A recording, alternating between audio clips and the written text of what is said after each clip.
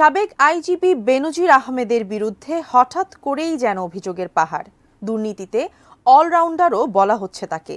অনুসন্ধান চলাকালেই দুদকের আবেদনে ইতোমধ্যে সাবেক এই পুলিশ প্রধান সহ তার স্ত্রী ও ৩ মেয়ের নামে থাকা ৬২১ বিঘা জমি জব্দ করার আদেশ দিয়েছেন আদালত। একই সঙ্গে তাদের ৪ ফ্ল্যাট ও ৩৩ ব্যাংক হিসাব ফ্রিজ করারও আদেশ দেওয়া হয়েছে। এখন প্রশ্ন হলো, সব সম্পদ জব্দের পর কি করবেন বেনজির? জানাচ্ছেন এসআই রাজ।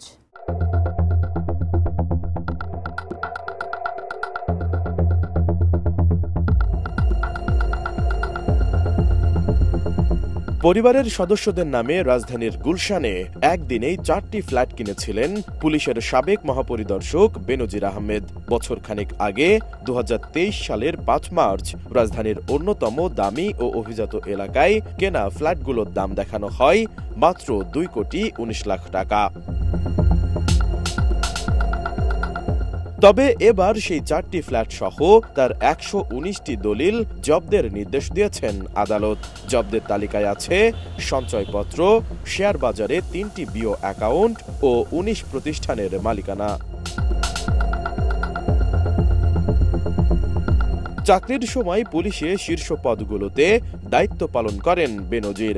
ঢাকা মহানগর পুলিশ কমিশনার, র্যাবের মহাপরিচালক এবং সর্বশেষ আইজিপি পদ থেকে অবসরে যান প্রভাবশালী এই কর্মকর্তা। এরপরই বেরিয়ে আসে বেনজির ও তার স্ত্রী ও কন্যাদের বিপুল সম্পদের তথ্য, যার বাজার মূল্য কয়েকশো কোটি টাকা বলে সংশ্লিষ্টদের ধারণা।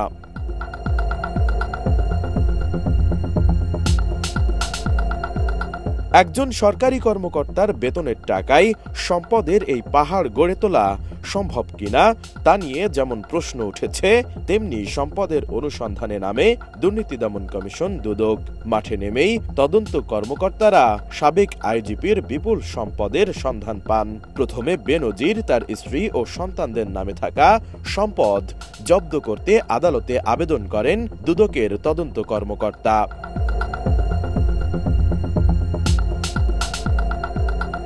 আবেদনের পরিপ্রেক্ষিতে রোববার বেনজির আহমেদ ও তার স্ত্রী সন্তানের নামে থাকা এসব স্থাবর ও অস্থাবর সম্পদ জব্দ ও অবরুদ্ধের আদেশ দেন ঢাকা মহানগর আদালতের সিনিয়র স্পেশাল জজ মোহাম্মদ আশামস জগলুর হোসেন।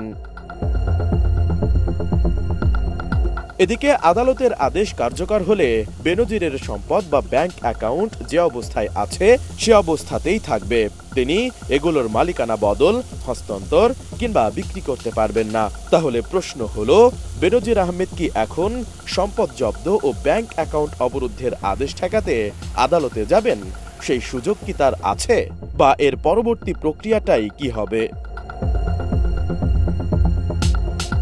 এ বিষয়ে জানতে কথা হয় সুপ্রিম কোর্টের আইনজীবী শাহদিন মালিকের সঙ্গে। তিনি বলেন, মামলা হওয়ার আগেই সম্পত্তি ক্রোকের আবেদন দুদক আইনেই আছে। দুদক যদি মনে করে থাকে যে অভিযুক্ত ব্যক্তি দুর্নীতি করে অর্জিত সম্পত্তি হস্তান্তর করে দেবে, তাহলে দুদক এই আবেদন করতে পারে। তবে শুরুর পর্যায়ে দুদকের আবেদনের পরিপ্রেক্ষিতে সম্পত্তি জব্দ ও ব্যাংক হিসাব ফ্রিজ করার যে আদেশ দিলেন আদালত, তার বিরুদ্ধেও আদালতে আবেদন করার সুযোগ আছে বেনজির আহমেদের।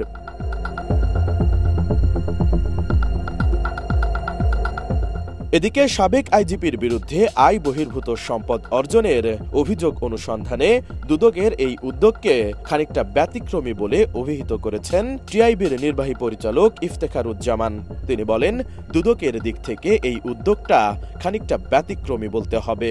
দুদক সাধারণত বলে থাকে, কারো বিরুদ্ধে সুনির্দিষ্ট অভিযোগ পাওয়ার পর ব্যবস্থা নেওয়া হবে। তবে এক্ষেত্রে দুদক স্বপ্রণোদিত হয়েই কাজটি করেছে। এটা আইনগতভাবেই তাদের এখতিয়ারে আছে।